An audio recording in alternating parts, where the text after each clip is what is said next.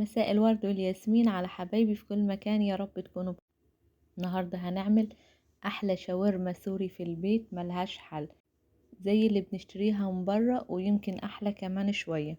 هنعملها بأسهل وأبسط طريقة، وكمان مش هتاخد معانا وقت خالص، وهتطلع بالشكل القمر ده، وكمان الطعم مميز وتحفة وقمر. وكمان كنا خبزنا عيش التورتيه في البيت وحضرنا التومية كمان.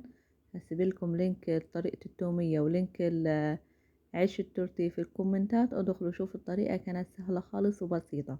يلا نشوف عملناها ازاي. هنا عندي 4 معالق من الزبادي و3 معالق من الصلصة، وطبعا بضيف البهارات. والبهارات بتاعتنا طبعا عبارة عن ملح وفلفل اسود وبابريكا وكزبرة ناشفة وشطة، ودي طبعا اختيارية، هي بتفرق خالص في الطعم. وكمان ال7 بهارات، ولو حابة تضيفي اي بهارات تانية انتي بتحبيها ممكن تضيفيها زي ما تحبي. وكمان عندي ربع كوباية زيت ومعلقتين من دبس الرمان ونص معلقة من الصويا صوص. عايزة اقولكم التتبيلة دي رهيبة رهيبة رهيبة صراحة، ملهاش حل. بقلب كل الخليط مع بعض، وبعد كده هنزل بكمية الفراخ. طبعا انا جايبة صدور الفراخ ومقطعاها صغير خالص، والتقطيع زي ما انت تحبي. انا بحب حجم الفراخ يكون صغنن زي ما انتوا شايفين بالشكل ده. قطع كل الكمية بالشكل ده. دول صدرين فرخة قطعتهم تقطيع حلوة وغسلتهم طبعا بعد ما اتنقعوا واتغسلوا واتصفوا. هاخدهم وانزل بيهم على التتبيلة القمر دي. التتبيلة دي بسيب فيها الفراخ على الأقل ساعتين، لو عاملينها من بالليل بيبقى حلو خالص، لكن لو احنا مستعجلين على الأقل نخليهم ساعتين، بيبقى طعمهم رهيب في التتبيلة. كل ما بيقعد أكتر طبعا بيكون الطعم أفضل. قلبت الفراخ في التتبيلة واتأكدت ان التتبيلة وصلت لكل قطعة فراخ، بغطيهم ببلاستيك راب وادخلهم التلاجة حوالي ساعتين.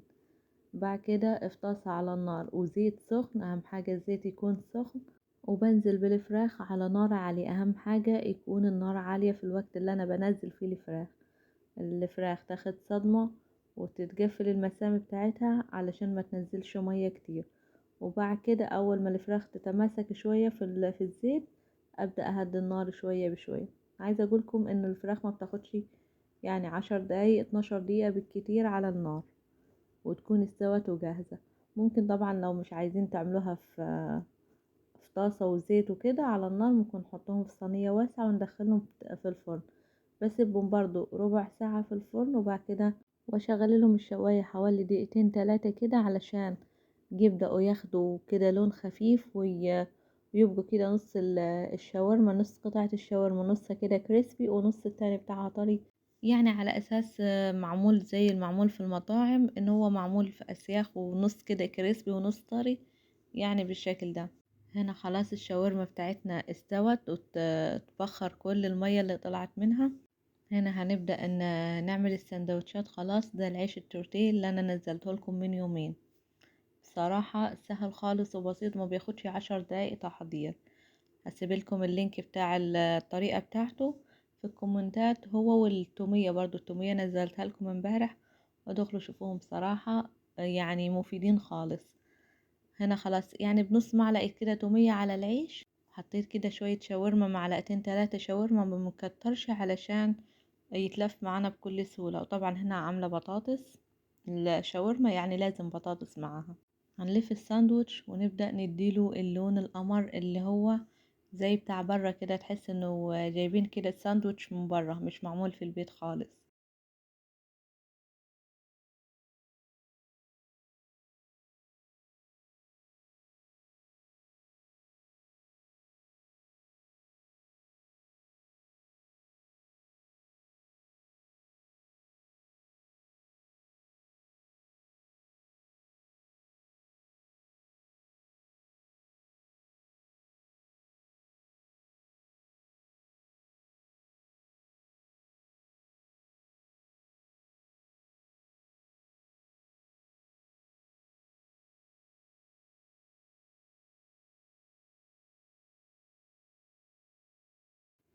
طبعا احنا هنديله اللون على الجريل ده.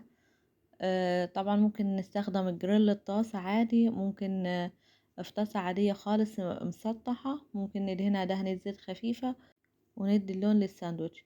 هنا عندي الجريل ده دهنته كده دهنة خفيفة من السمنة، ونزلت بالسندوتشات.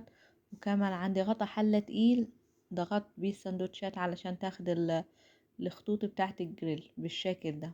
وهنا السندوتشات ما بتاخدش دقيقة حرفيا، دقيقة واحدة ونرفع على طول السندوتشات. لو سيبناهم اكتر من كده ممكن يتحرقوا معانا، فنخلي بالنا من الحتة دي. هنا خلاص الشكل النهائي بتاع الشاورما، شايفين قمر ازاي؟ وغير الطعم رهيب رهيب رهيب. كده احنا عملنا الشاورما السوري في البيت، عملنا عيش التورتيه، وكمان حضرنا التومية في البيت. وبكده انا خلاص قررت ان انا افتح مطعم شاورما سوري، بأمانة رهيبة بالفعل يعني. اتمنى الوصفة تكون عجبتكم، ويا ريت اللي عجبته الوصفة ما ينساش يحط لايك ويسيب كومنت حلو، ونشير الفيديو لاصحابنا علشان الكل يستفيد. واللي اول مرة يشوف قناتي اتمنى يشترك ويفعل زر الجرس علشان يوصله كل جديد.